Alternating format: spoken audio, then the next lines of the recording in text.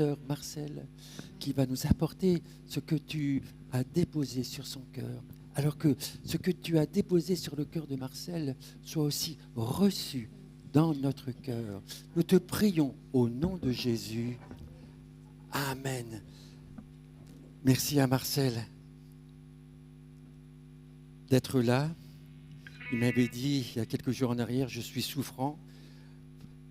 Prépare-toi au cas où. Mais je ne me suis pas préparé parce que je savais que tu allais être là. Merci Marcel, malgré ce coup de froid. Que le Seigneur bénisse notre bien-aimé Marcel.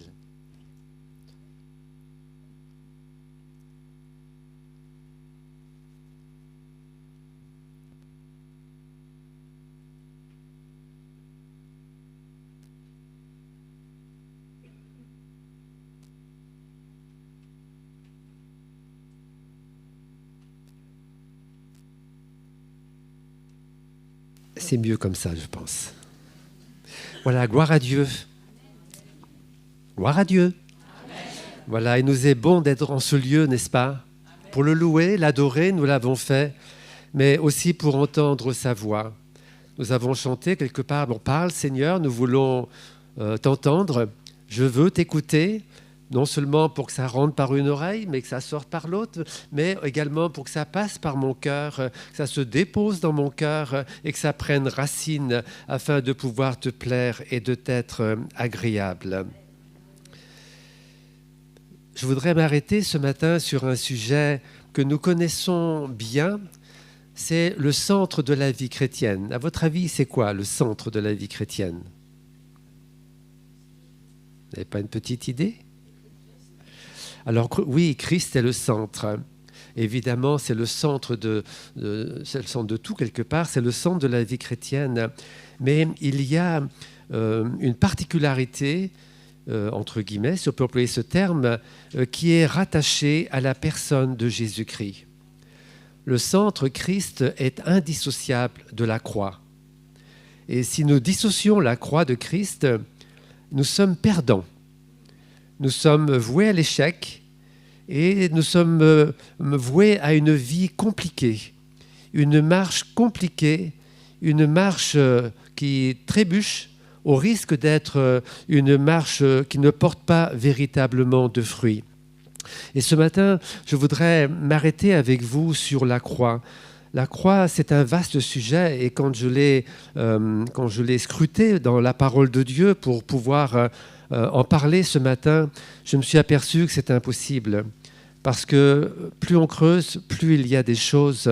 La croix, c'est quelque chose qui est quelque part insondable, tellement c'est ancré dans le cœur de Dieu, dans l'amour de Dieu. La parole de Dieu est riche sur ce sujet. Entre autres, l'épître aux Romains est une épître qui traite de la croix, quelque part du début jusqu'à la fin, sans compter les Colossiens et d'autres encore épîtres.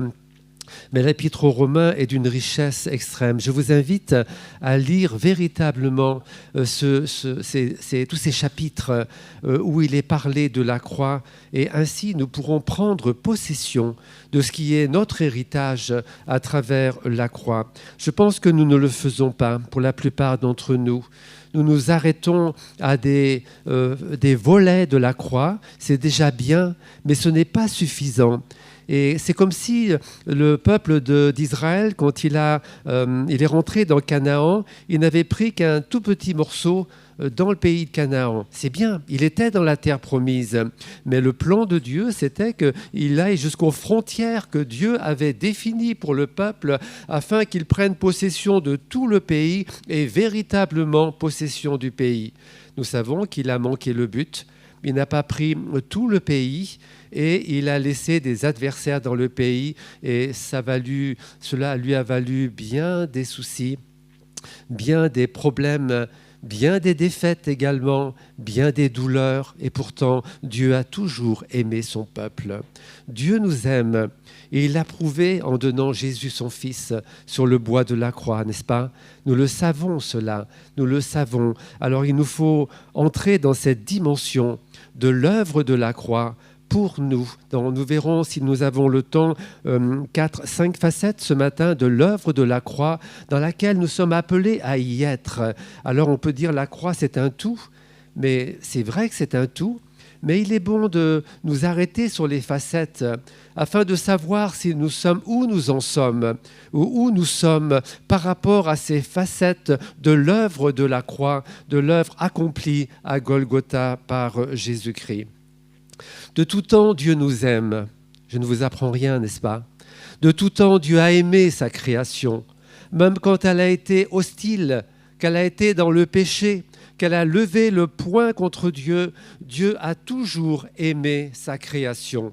En Éden, il y a eu donc Adam et Ève qui ont été créés. Dieu les a aimés. Le péché est venu, il a dû les chasser d'Éden, mais il a continué de les aimer. Sauf que la communion n'était plus ce qu'elle était, évidemment. À cause du péché, ils ont été éjectés du pays, du jardin d'Éden, et ils ont dû souffrir, avoir toutes sortes de conflits, de difficultés, d'épreuves, une malédiction sur la terre et autres. Ça a été compliqué pour eux, mais l'amour de Dieu n'a jamais quitté, son amour n'a jamais quitté ni Adam, ni Ève, ni sa descendance de laquelle nous faisons partie également.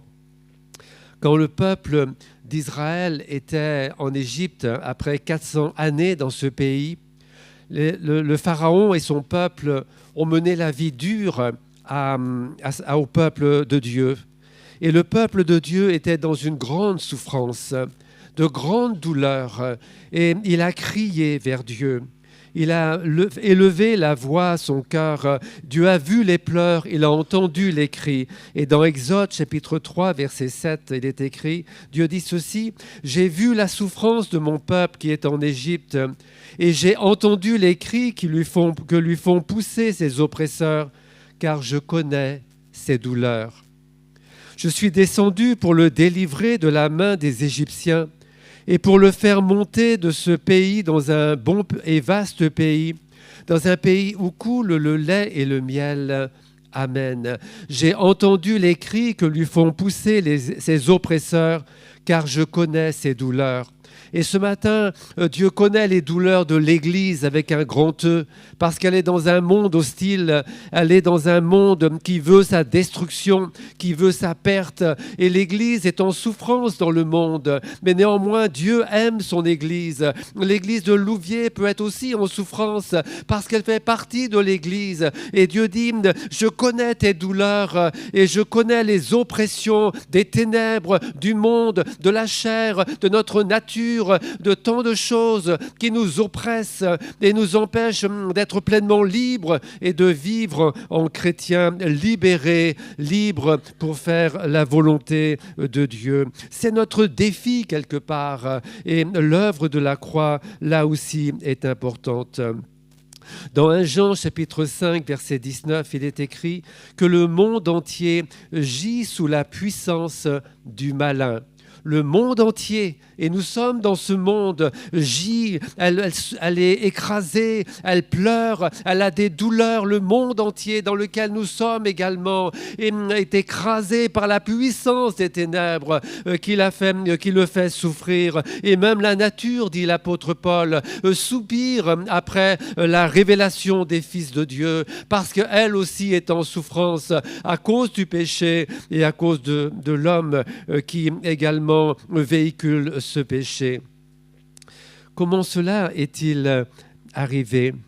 Nous voyons que la souffrance est partout aujourd'hui encore. Il y a les guerres, il y a les maladies, il y a la pauvreté, il y a l'abandon, les persécutions, le mensonge, la tromperie, le meurtre, le dérèglement sexuel, la drogue, les addictions, l'abandon de Dieu, de la foi et toute une puissance maléfique, destructrice. C'est notre lot, c'est le lot de notre monde. Et quand vous écoutez les infos, je pense que vous ne pouvez pas contredire cela. C'est de pire en pire. Comment cela est-il arrivé? Il nous faut pour cela aller en Éden pour le découvrir. Comme je disais, Dieu a toujours aimé sa création. Et le point culminant de sa création, c'est l'homme et la femme. Il les a créés, et si Dieu disait en créant les autres choses, cela est bon. Quand il a créé l'homme, il a dit cela, et Dieu vit que cela était bon, c'était très bon.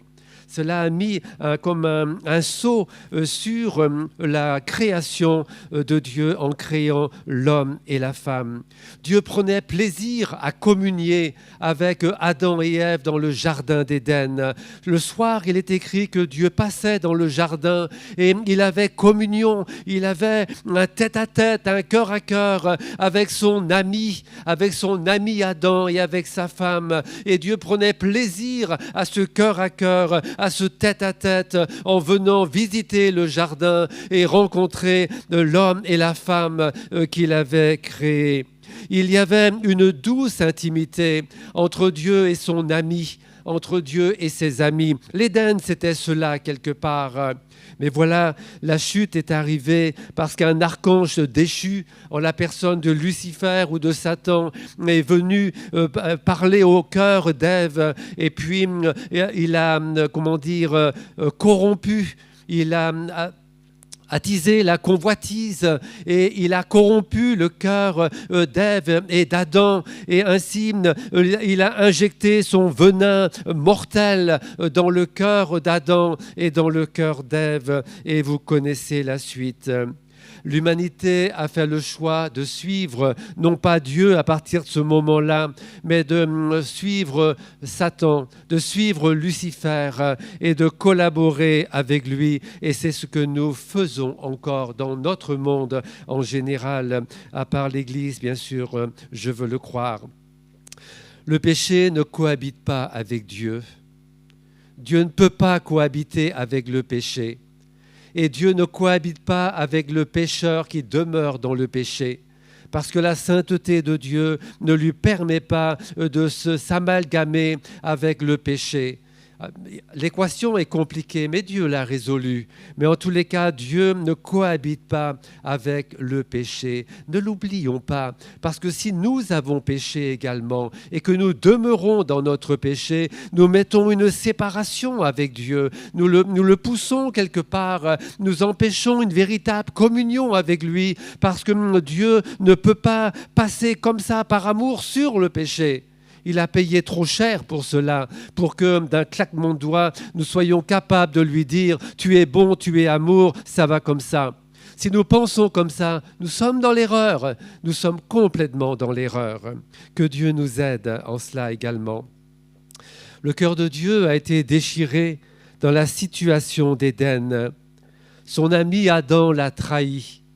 Son ami Adam lui a tourné le dos. Et ça a été, dans le cœur de Dieu, un cri profond et des larmes, parce qu'il avait perdu ce qui était sa gloire, quelque part, la gloire dans le jardin d'Éden. Il l'avait perdu et il était obligé d'appliquer une sanction. Néanmoins, Dieu, dans sa grâce, ne va pas dire « tout est fini, j'abandonne, il n'y a plus rien à faire ». Dieu n'est pas comme cela, il n'est pas humain non plus. Et à peine Satan a péché, à peine le diable a fait pécher Adam et Ève, Dieu lui dira ceci dans Genèse chapitre 3, verset 15. Il lui déclare que la postérité de la femme, donc Jésus-Christ, lui écrasera la tête. Et ça, c'est l'œuvre de la croix. À la croix, Jésus a piétiné, a écrasé la tête du serpent parce que le diable a été vaincu à Golgotha par le triomphe de la croix, par la puissance de l'amour de Dieu et de la fidélité de Jésus-Christ qui a été jusqu'au bout pour donner sa vie sur le bois de la croix. Déjà dans Genèse 3, Dieu avait prévu qu'il y aurait un salut pour l'humanité, qu'il y aurait une porte de sortie, que le péché ne régnerait pas toujours sur la terre, que les ténèbres ne régneraient pas toujours, mais qu'il y aurait un temps de grâce, un temps de salut, un temps où Dieu manifesterait sa droite et manifesterait son amour à travers l'œuvre de la croix. L'évangile de Jean, chapitre 3, verset 16, nous dit ceci, et vous connaissez ce texte. « Dieu a tant aimé le monde qu'il a donné son Fils unique afin que quiconque croit en lui ne demeure pas dans le péché, mais qu'il ait la vie éternelle. Dieu, en effet, n'a pas envoyé son Fils dans le monde pour juger le monde, mais pour que le monde soit sauvé par lui. Gloire à Dieu, c'est l'œuvre de la croix et de son amour. Dans Romains chapitre 5, verset 12, nous laisserons ce matin la parole de Dieu parler. Elle parle bien mieux que moi et elle est aussi opérante. Romains chapitre 5, verset 12. C'est pourquoi, dit l'apôtre, comme par un seul homme, Adam, le péché est entré dans le monde et par le péché la mort, et qu'ainsi la mort s'est étendue à tous les hommes parce que tous ont péché. Adam a péché, mais en lui nous sommes tous pécheurs parce que l'ADN de Satan c'est la nôtre et à cause de cela nous sommes nés pécheurs et nous sommes voués également au jugement de Dieu dès notre naissance quelque part à cause de l'ADN du péché qui est en nous, à cause de la puissance du péché qui habite en nous, comme dit ce texte. Dans Romains chapitre 3 verset 23, c'est un constat de Dieu. Il dit ceci, tous ont péché, tous, et ils sont privés de la gloire de Dieu. Tous ont péché, ils sont privés de la présence de Dieu, ils sont privés de l'intimité de Dieu, ils sont privés d'être avec moi dans le ciel, dans mon royaume, parce qu'ils ont tous péché et ils ne peuvent pas, je ne peux pas avoir cette communion avec eux à cause du péché. Dans Romains chapitre 3 verset 10, également écrit ceci, il n'y a pas de juste, dit Dieu, pas même un seul. Pas de juste, pas même un seul. Si nous croyons qu'il y a de la justice en nous ou que nous ne sommes pas trop mauvais, donc que Dieu peut nous accepter comme tel, je vous dis, vous êtes dans l'erreur. Parce que Dieu dit ceci, il n'y a pas de juste, pas même un seul. Romains chapitre 5 verset 18 nous dit que par une seule offense, la condamnation a atteint tous les hommes. Tous les hommes ont été atteints par une seule offense, celle d'Adam dans le jardin d'Éden. Alors oui, sur la croix, et j'arrive à mon thème dans la partie principale, Jésus a traité nos péchés. Gloire à Dieu. Sur la croix du Calvaire, Jésus a traité le problème de nos péchés. Dieu a envoyé son Fils comme victime expiatoire pour le pardon de nos péchés. Gloire à Dieu. À la croix, Jésus a accompli plusieurs œuvres, mais en même temps, mais entre autres celle du pardon de nos péchés. Le problème pour nous, c'est que bien souvent, nous nous arrêtons là. Nous avons compris parce que l'Évangile a été prêché.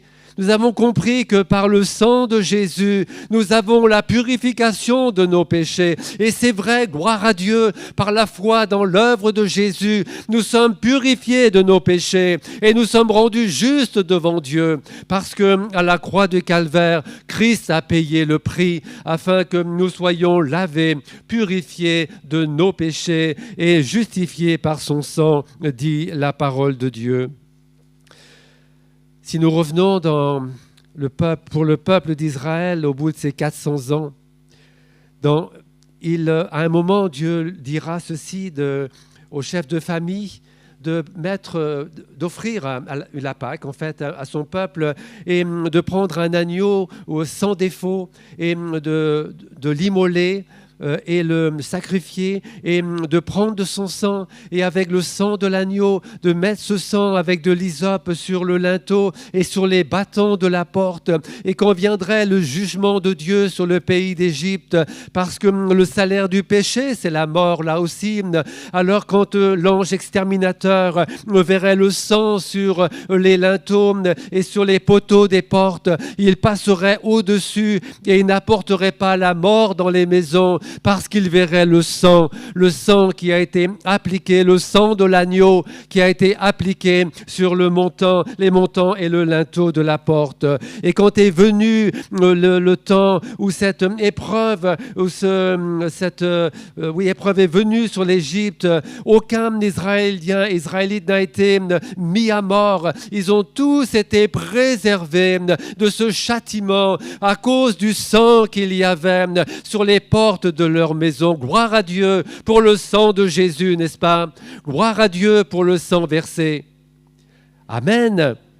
Oui, amen. Nous pouvons dire amen parce que c'est la réalité pour nous. S'il n'y a pas le sang, il n'y a pas de pardon, dit l'Écriture dans Hébreux 9, 22, je crois. Sans effusion de sang, il n'y a pas de pardon. Mais le sang de l'agneau a été appliqué et il y a possibilité de pardon pour chacun de nous. Gloire à Dieu.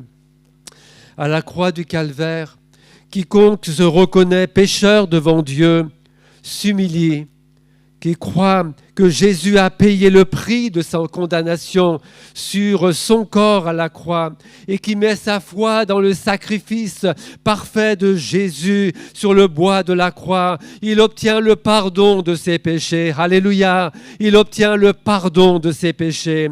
Romains chapitre 10, verset 9 nous dit « Si tu confesses de ta bouche le Seigneur Jésus, si tu crois dans ton cœur que non seulement il est mort sur le bois de la croix, mais que Dieu l'a ressuscité des morts, alors tu seras sauvé. » Gloire à Dieu, ceci est pour chacun de nous, que Dieu soit béni.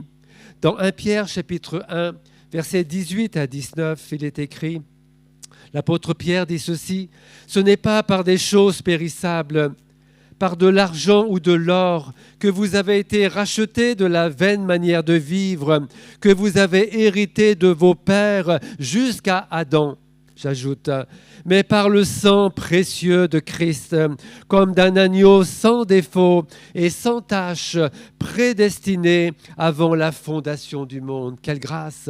Prédestiné avant la fondation du monde. Et dans Éphésiens chapitre 2, verset 8, l'apôtre dit ceci, « C'est par la grâce que vous êtes sauvés, par le moyen de la foi. » Gloire à Dieu. Cela ne vient pas de vous.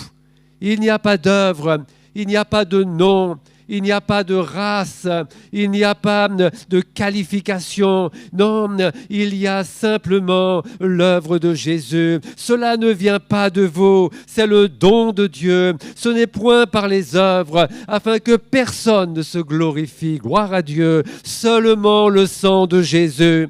Seulement le sang de Jésus, seulement et toujours le sang de Jésus pour le pardon de nos péchés. Romains chapitre 3, verset 23, nous avons lu tout à l'heure, « Car tous ont péché et sont privés de la gloire de Dieu. » Oui, mais le verset, ça va plus loin. « Mais ils sont gratuitement justifiés par sa grâce, par le moyen de la rédemption qui est en Jésus-Christ. » C'est lui que Dieu a destiné par son sang à être pour tous ceux qui croiraient victimes propitiatoires ou expiatoires afin de montrer sa justice. Gloire à Dieu. Gloire à Dieu. Alléluia. Ainsi, par la foi dans le sacrifice de Jésus et dans la valeur de son sang, nous avons la purification de nos péchés. Ça, c'est valable quand nous nous sommes convertis. Et si vous n'êtes pas encore converti, c'est le moment de le faire, de mettre votre foi en cela et de le confesser, de le croire et de le recevoir parce que c'est à notre portée en réponse à la foi et c'est valable encore aujourd'hui. Amen. Tout a été expié.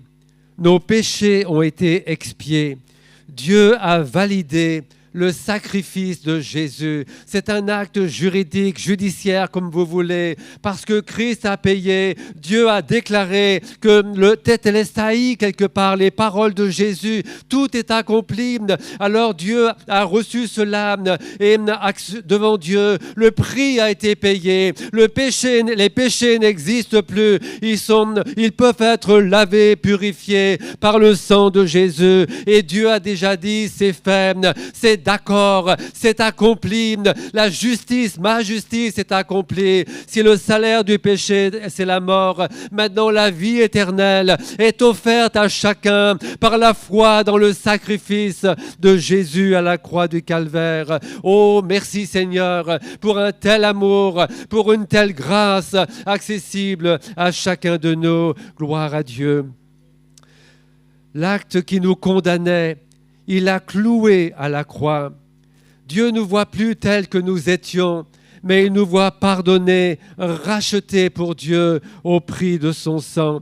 Il a pris notre condamnation, il a pris ta condamnation, il a pris notre malédiction, il a pris et il a cloué sur le bois de la croix, car il est écrit « Maudit soit quiconque est pendu au bois ».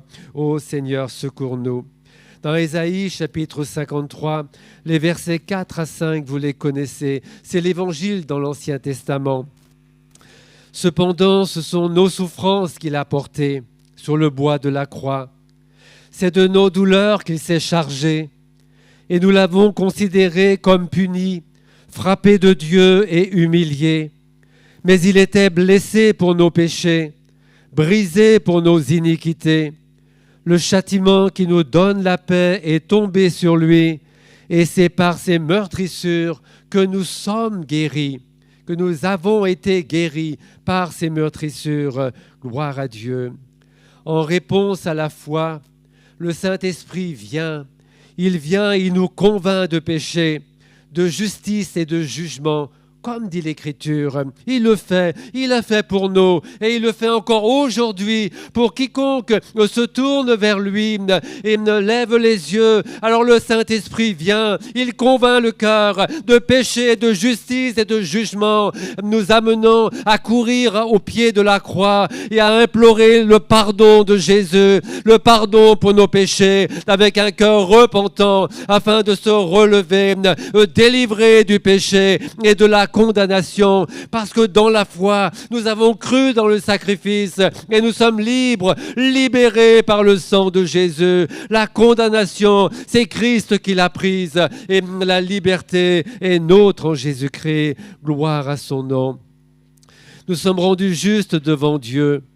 Et il nous reçoit dans son amour en tant qu'enfants de Dieu, rachetés, lavés, purifiés. À ce moment-là, le Saint-Esprit opère la nouvelle naissance en nous. Et il est écrit dans Romains 5, 8, je crois, que le Saint-Esprit qui vient en nous déverse l'amour de Dieu. L'amour de Dieu est déversé dans nos cœurs par le Saint-Esprit qui nous a été donné. Alors ce qui était impossible, nous le croyons maintenant. Je crois dans l'amour de mon Sauveur. Je crois qu'il a la puissance de pardonner mes péchés, la volonté. Quel qu'ait été ton péché, quel qu'ait été notre péché, quelle qu'ait été notre misère, aussi loin que nous soyons allés, il y a le pardon dans le sang de Jésus. Il y a le pardon en réponse à la foi. Il y a le pardon en réponse à la repentance de nos cœurs. Le pardon n'a pas de limite pour une repentance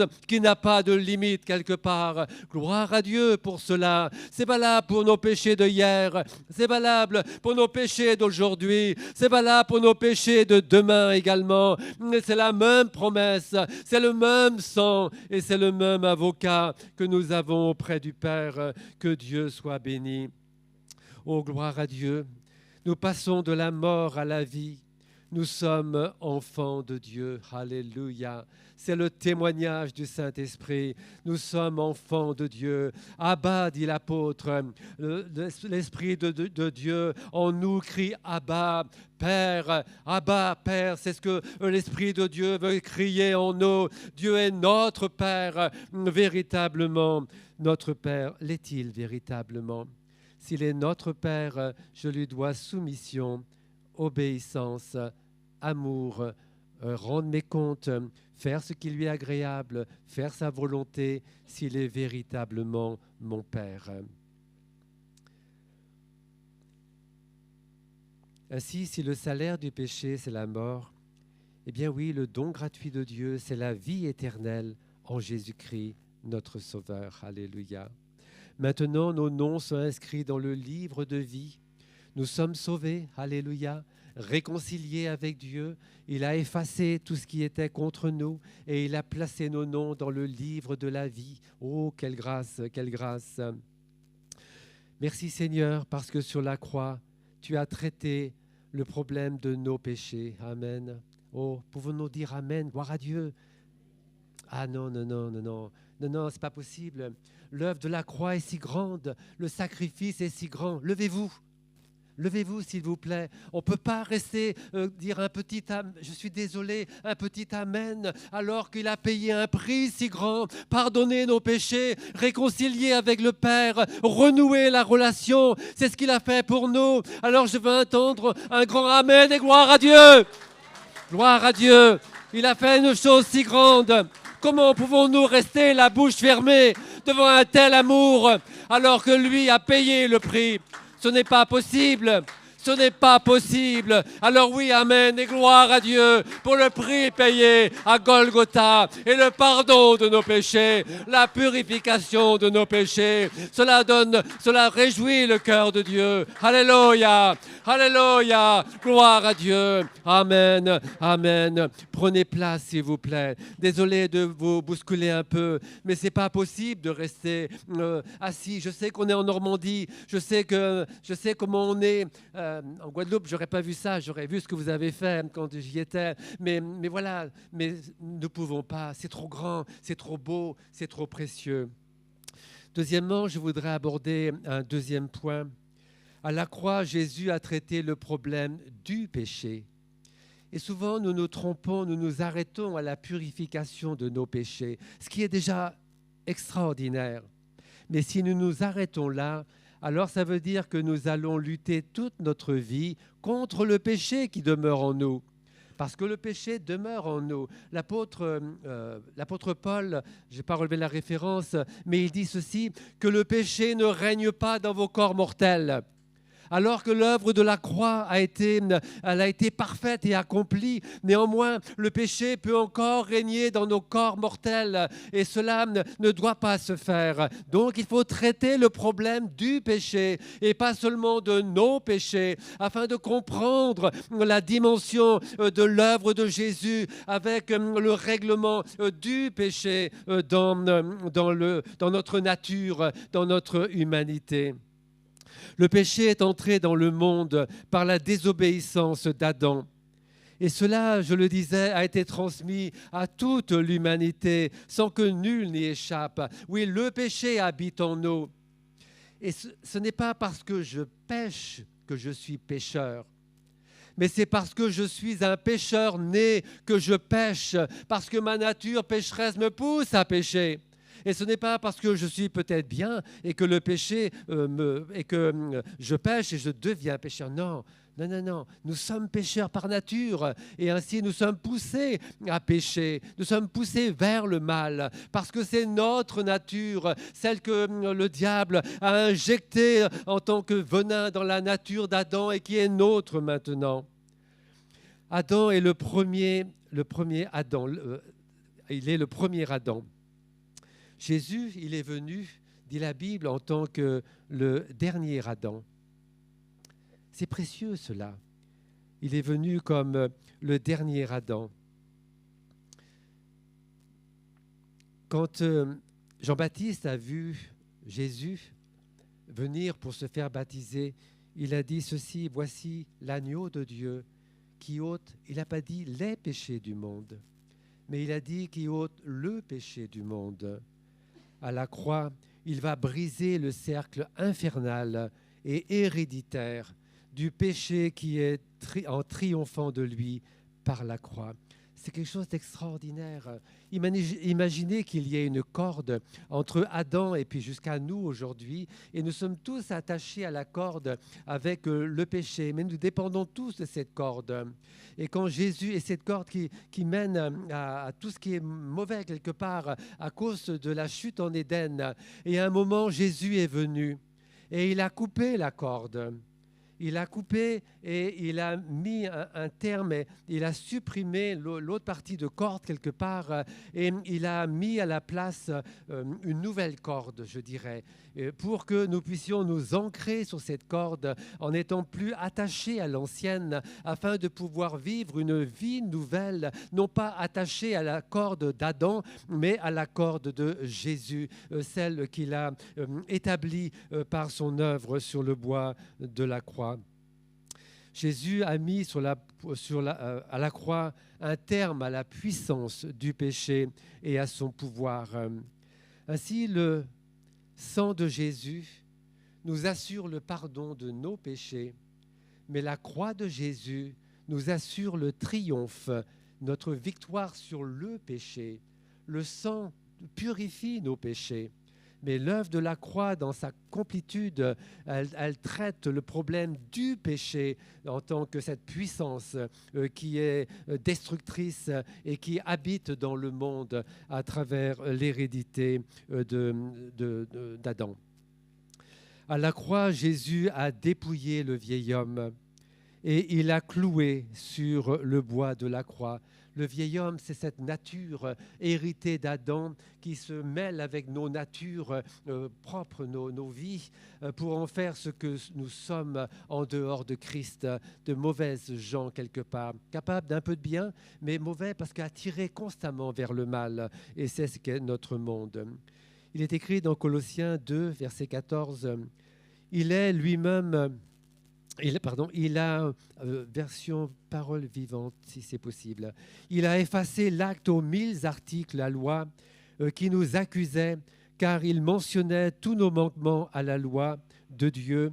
Il a annulé et il a cloué à la croix. Il est extraordinaire ce texte, parce qu'en fait, là, l'apôtre nous montre que l'acte aux 1000 articles, c'est la loi. Eh bien, Dieu a mis un terme à la loi, parce qu'il n'est pas venu abolir la loi, mais il est venu accomplir la loi. Et il a accompli par la croix du calvaire. La loi a été accomplie, elle est donc clouée. Ça veut dire qu'elle n'a plus de pouvoir contre ce qui est après la croix. Après la croix, la loi n'a plus de pouvoir. Son pouvoir s'arrête au moment de la croix où elle a été aussi, elle, crucifiée. Elle a été clouée à la croix du calvaire.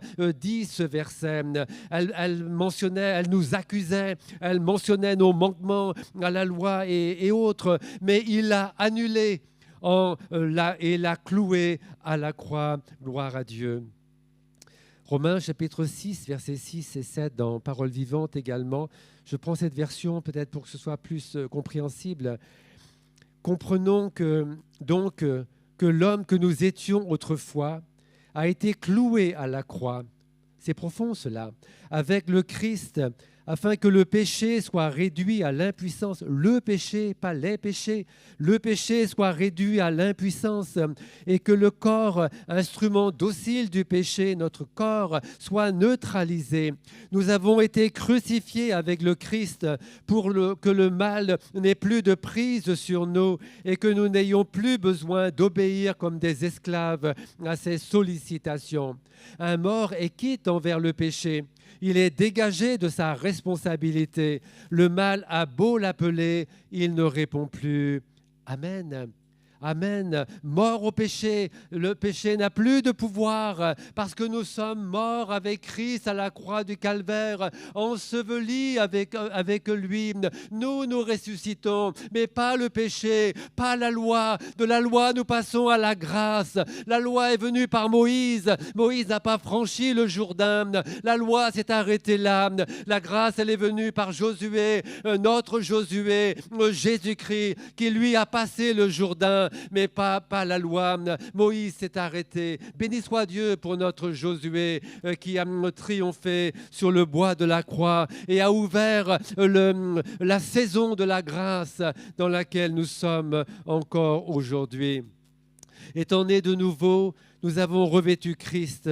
Et notre vie, ce n'est plus la nôtre, elle est cachée avec Christ en Dieu, dit l'Écriture. Notre vie nouvelle, ce n'est pas la nôtre, elle est cachée, mais est-elle vraiment cachée? Est-ce que je vis ma vie encore dans ma famille, dans mon travail et autres, étant à l'image du monde? Si c'est le cas, alors ma vie n'est pas cachée avec Christ en Dieu. Ma vie, elle est hors de Christ et elle n'est pas en Dieu dans ce cas-là. Et il faut revoir ma position, si tel est le cas, afin de me ressaisir, de revenir à la croix, de confesser le triomphe de Jésus à la croix et me cacher en Christ, me cacher en Dieu avec Jésus-Christ. Gloire à Dieu. Alors je ne pécherai pas, alors je ne serai pas attiré par le mal, je ne serai pas vaincu par le malin, parce que au-delà de l'œuvre de la croix, il n'y a plus de puissance pour le péché,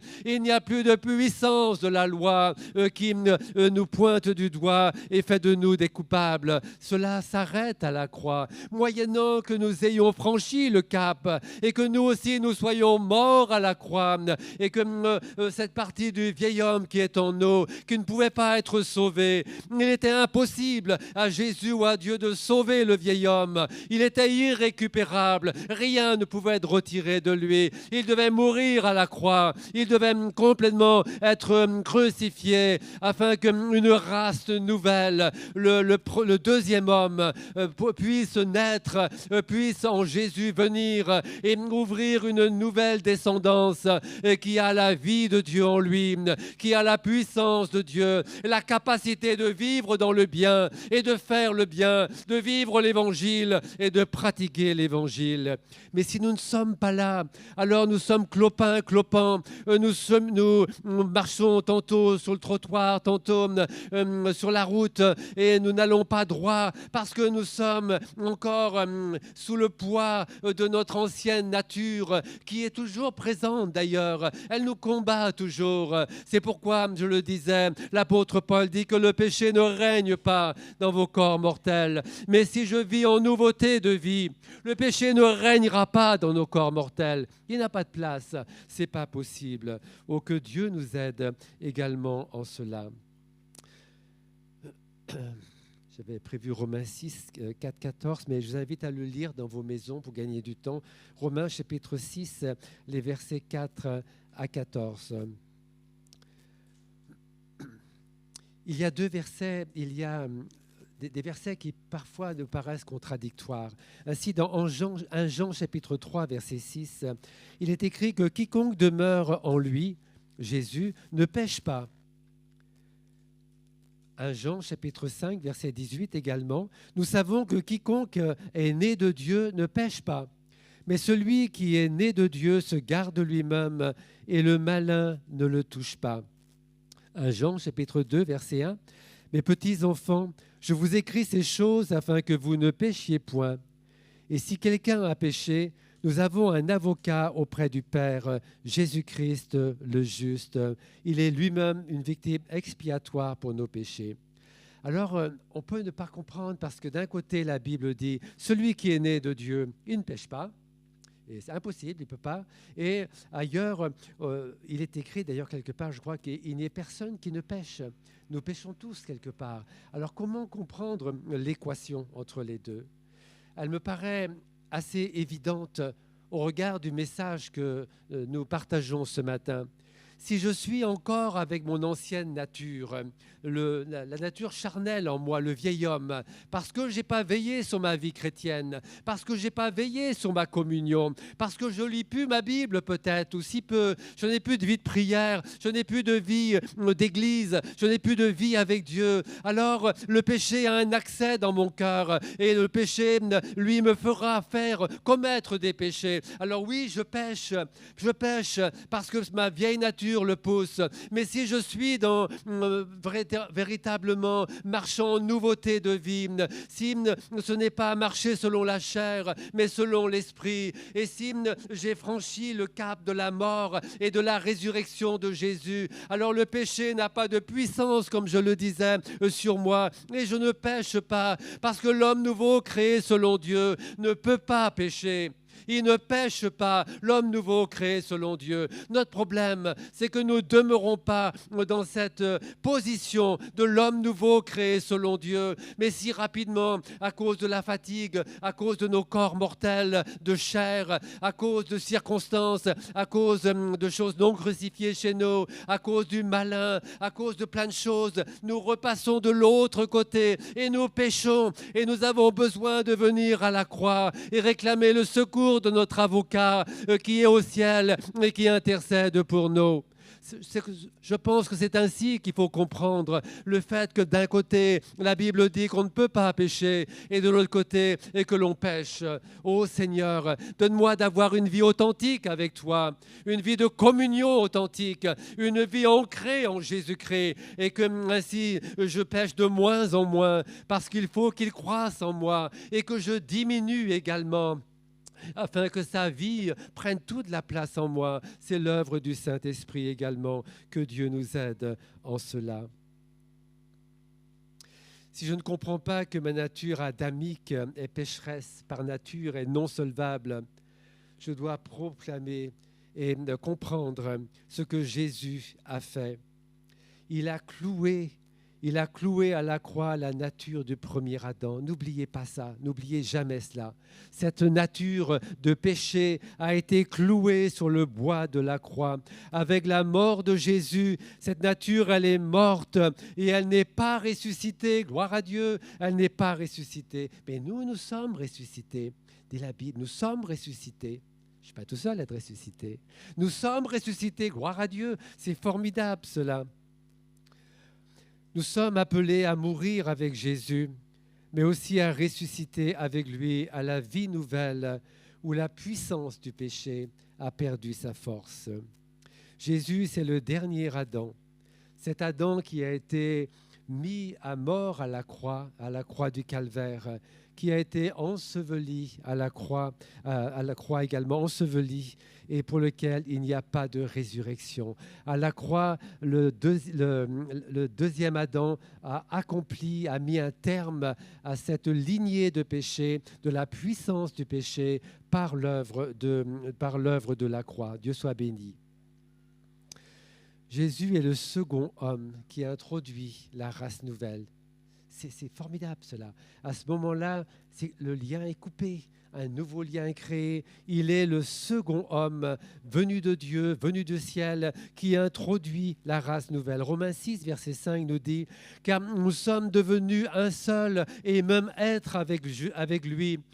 Nous lui avons été incorporés comme le greffon à son porte-greffe.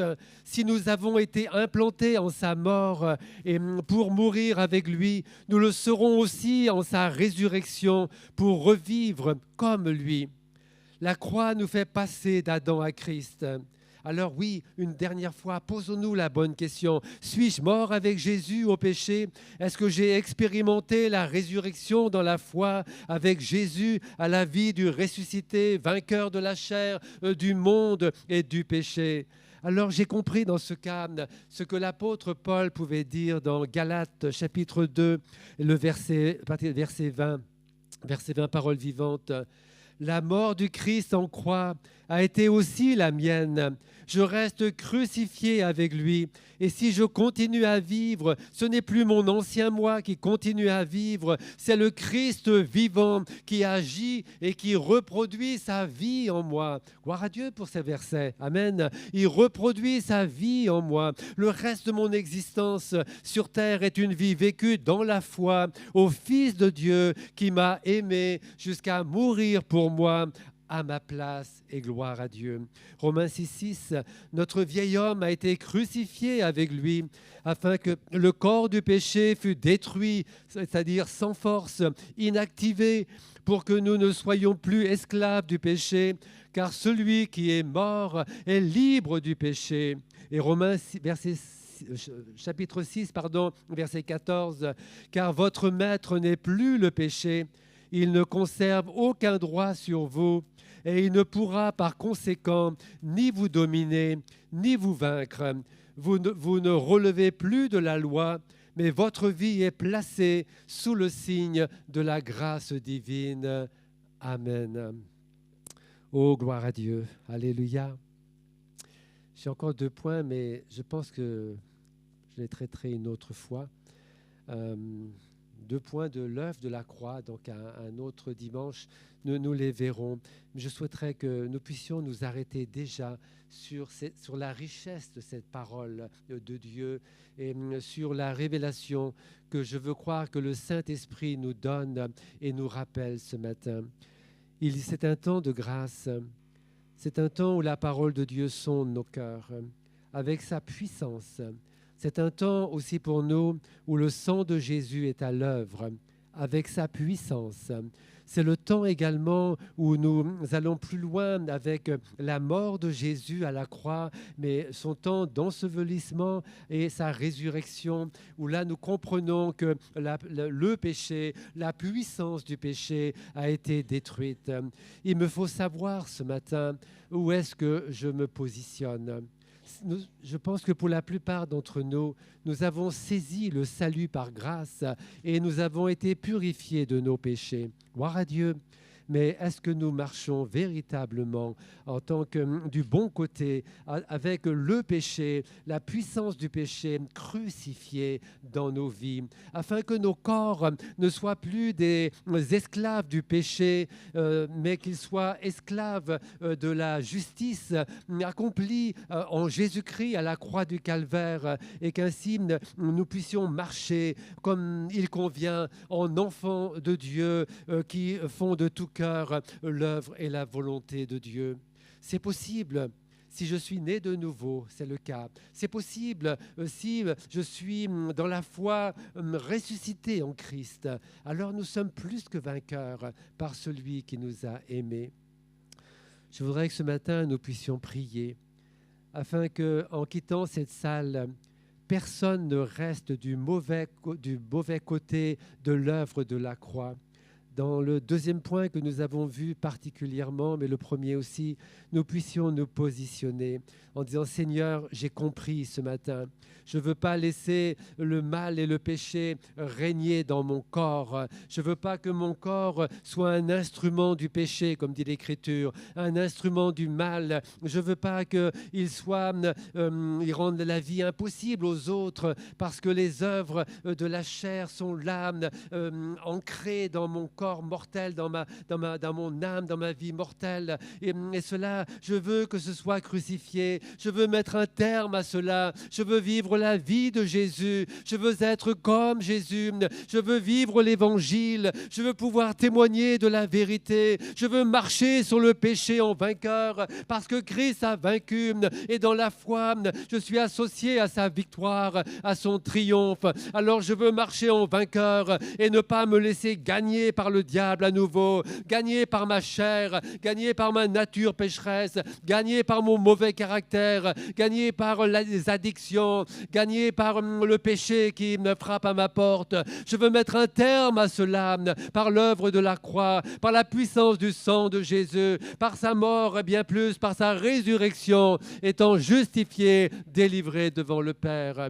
Si c'est le cas, nous nous leverons à notre place et nous allons invoquer le nom de Jésus, afin que la puissance de Dieu nous secoure, que la puissance de Dieu nous visite ce matin et que nous marchions véritablement en nouveauté de vie. Ce n'est pas ma prière qui va le faire, mais c'est la foi que vous mettez maintenant dans le nom de Jésus. Je vous invite à lever les yeux vers l'œuvre de la croix, de lever les yeux, de contempler le calvaire dans votre cœur et de dire merci à Dieu. Merci Jésus d'avoir payé le prix. Merci Jésus d'avoir tout accompli sur le bois de la croix. Je suis libre ce matin, libéré par le sang de Jésus, libéré dans la foi au Fils de Dieu ce matin. Et je veux marcher libre ce matin. Je veux marcher libre ce matin. Je veux marcher la tête haute ce matin parce que je suis lavé, je suis sauvé, je suis purifié, je suis pardonné. pardonner ce matin. Seigneur, entends le cri de nos cœurs, entends la prière de mes frères et de mes sœurs, entends les soupirs et que les soupirs de l'esprit montent jusqu'à toi. Accorde des convictions de péché si tel est le besoin. Reçois le pardon, la demande de pardon de mes bien-aimés. Seigneur, c'est ta main que nous saisissons maintenant. Seigneur, nous touchons le bord de ton vêtement. Viens, viens, Seigneur, purifie-nous, lave-nous. Seigneur, change-nous, change-moi, lave-moi, purifie-moi ce matin. Fais de moi un homme neuf, marchant de nouveauté de vie. Seigneur, pardon pour mes manquements, pardon pour toutes les fois où la chair a triomphé, où le péché a triomphé. Seigneur, je t'ai fait mal, je t'ai humilié, j'ai blessé ton cœur. Ce matin, je te demande pardon et je te prie de me laver, je te prie de me purifier, je te prie de blanchir mon cœur, je te prie de me donner, de me relever, complètement transformé et rempli du Saint-Esprit, rempli de la grâce de Dieu. Oh Seigneur, que l'œuvre de la croix soit triomphante ce matin dans mon cœur, dans mon couple, dans ma famille. Oh Seigneur, que ce soit la prière de ton peuple, prière libératrice, prière de guérison, prière de délivrance, prière de relèvement ce matin. Au nom de Jésus, Père, au nom de Jésus, reçois ton peuple ce matin, reçois les cœurs ce matin, reçois les âmes ce matin. Oh, lave, purifie, restaure et remplis du Saint-Esprit, oh mon Dieu, au nom de Jésus, au nom de Jésus. Oh, alléluia, au nom de Jésus. Tu le fais maintenant. Gloire à Dieu. La croix est triomphante. Le nom de Jésus est vainqueur. Alléluia. Et nous sommes vainqueurs en lui. Tu es vainqueur en lui. Gloire à Dieu. Gloire à Dieu. Tu relèves la tête. Tu marches en vainqueur. Tu es vainqueur dans le nom de Jésus. Alléluia. Par le sang de l'agneau. Par le sang de Jésus. Par l'Esprit de Jésus. Amen. Amen. Amen. Gloire à Dieu. Conservons la parole de Dieu dans nos cœurs. Gardons-la profondément. C'est une parole opérante. Elle est le Verbe. Ça ne s'arrête pas quand nous quittons la salle. Elle doit rester plantée dans nos cœurs.